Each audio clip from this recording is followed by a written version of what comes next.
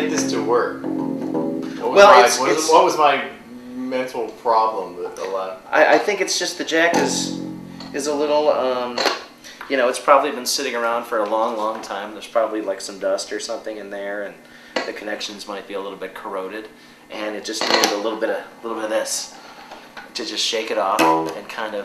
So real technical stuff. Exactly. So I said what I had to say about the why I got this particular bass. What do you think of this little Harmony monstrosity? I'm like, this is an H805. I believe. Okay. Yeah, it's kind of neat if you can get the actions real high down here. I was trying to tune it up. I don't know if it's in pitch or if it's too high, but it gets a little tough to play up here. If you can tame that, then I'd say this would be a neat little bass. It's a real microphonic pickup, so you can talk right into it, sort of, which gives it sort of a unique quality.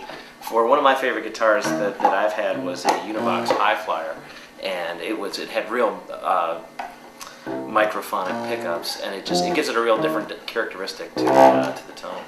Yeah, listen to that pickup. It's very cool. And you can capture a lot of finger noise. The reason I got this bass is because I thought that I just wanted something to play on. I don't really play bass, but I thought I would use the right stuff on. And oh yeah, it's always great to have a bass around the house. Yeah, and I thought I might even conceivably play it sometimes live because. Yeah, you could. If you can get this action down, that's the only problem. You can see and it could be a neck thing, and we were talking about truss rods, and that, like I can almost stick my pinky underneath there. We were just talking about truss rods before we started filming, and this one does indeed have a truss rod that you control through this little knob down here, is that you can see that there's a little bullet with a hole on top, and you can just stick a real small screwdriver in there and just turn it this way or that way, and just even that slightest adjustment could do the trick. But before trying that, what you want to do is try and lower the action, which are these two screws right here, which unfortunately, now this is it's a flathead screw that really doesn't have a head on it. It's just sort of a shaft with no, that sounds kind of funny. Just with a slot on top.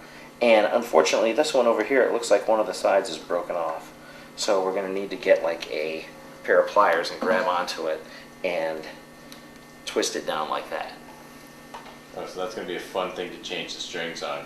Well, changing the strings won't be a problem. It's just lowering the action, because what we want is this piece right here to just go down towards the body. Changing the strings is actually pretty easy.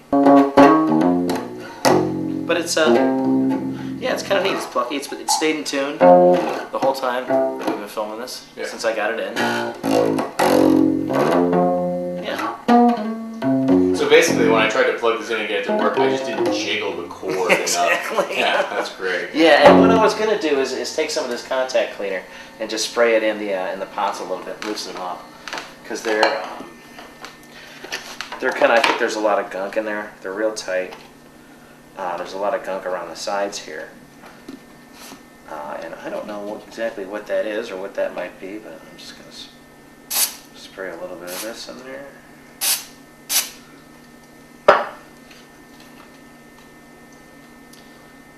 I can kind of feel, these are just old parts that are not, the highest quality that they had available at the time, so they tend to get a little corroded. Yeah, I mean, Harmony made, I think at one point they were the biggest guitar maker in the world. Were they really? But I think that so many different. They weren't necessarily known for their high quality instruments. Although you find some that are kind of cool, but I mean. Yeah, they're neat, and they definitely have like a kitsch value to them, for sure. Yeah, see here, that's kind of, it's a little better. And that's, yeah, the tone knob works. Yeah, not too bad. Yeah, I'd say this is a nice little find that you got here. $65? Not bad. Not bad at all. Yeah. Yeah. If you want, I can go get a pair of pliers. We can try to get the action down. Yeah, I don't know if these are going to turn. There we go. Okay. You know what? If I'm down, the light's better. So okay. You get in there? Yeah. I'll try to do that. I'm just I'm worried I'm going to break. I'm sure this is what happened with this one, is that it just does not want to go. I'm going to give it a little lubrication here. See, you know what, I'm just going to go straight for the pliers here and see. And I'm going to have to do that for the other ones. I don't know if Did it move? yeah, it's moving a little bit. Yeah, just a hair. I don't know if that's going to do the trick, though. I really think we're going to be stuck with Where the action where it is. or trying to adjust the truss rod. I'm not sure if we're going to be able to get this down enough, even if we put it down all the way. But it's worth a try. Yeah, it's a little bit better. It's a little more playable now. Yeah, it's a little tiny guy. It's really, really